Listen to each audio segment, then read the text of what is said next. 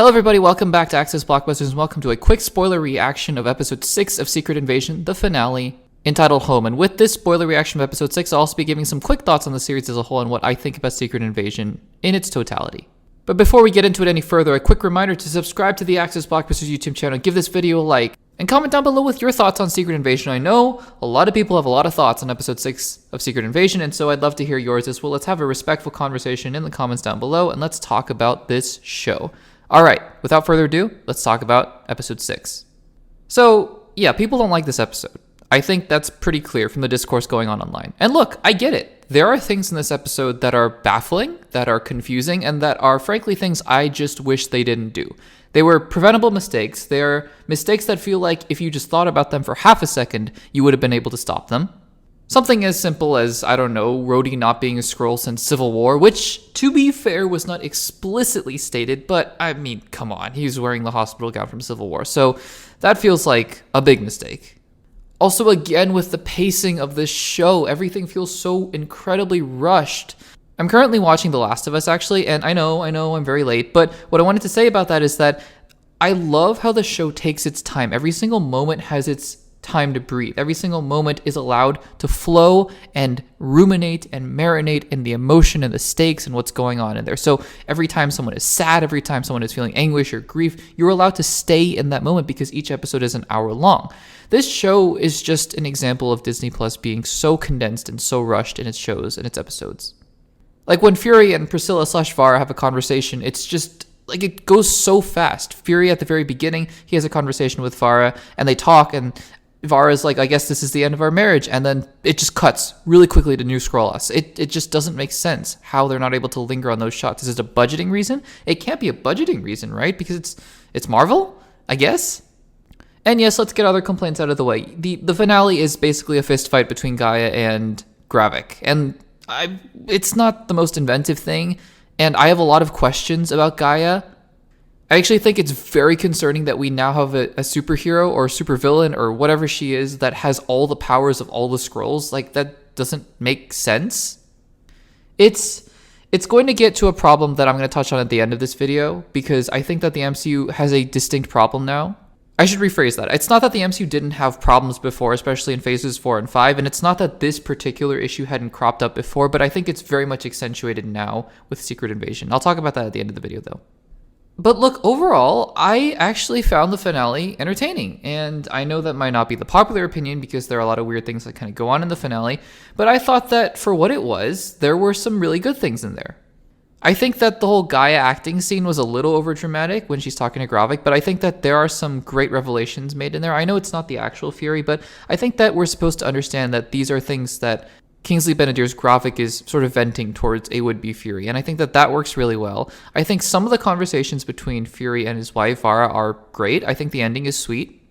I think, for the most part, some of the action between Gravik and Gaia is pretty good. It looks pretty decent. I think the tension in the scene where Ritson is trying to figure out whether Rhodey or not it's a Skrull, that was pretty good.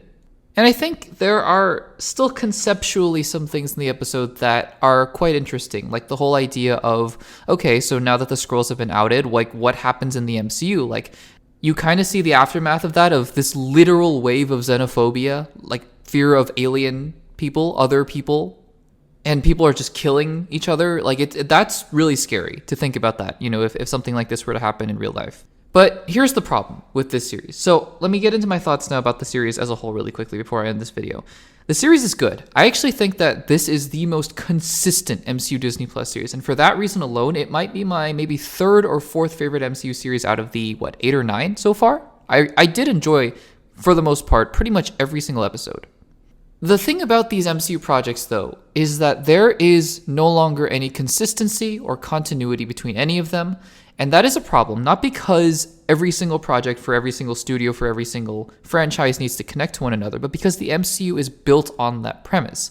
The thing that made Phase 1, Phase 2, and Phase 3 so successful is that you knew they were building towards Avengers films. I don't need Avengers films every single month. I don't. I need tie-in films. I need continuity building films that bring all these loose stories together and then separate the heroes again and then bring them together and separate them again. That's the formula to Marvel's success. That's why Avengers 1 and Avengers 2 work so well, and then Avengers 3 and 4 obviously because of the culmination of the entire Infinity Saga.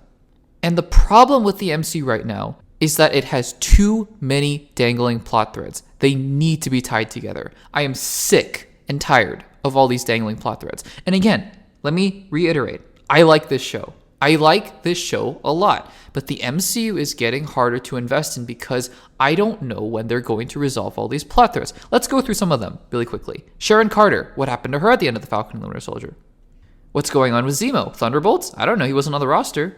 Loki allegedly split the multiverse open, I guess.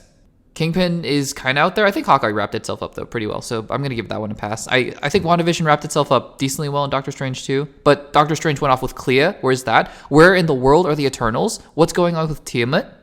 Also, there's Blade and Dane Whitman just hanging out somewhere. Shang-Chi met with some of the Avengers, but is now nowhere to be seen because the Ten Rings were signaling to somebody, but who knows what's going on there. Moon Knight. Where the heck is Moon Knight?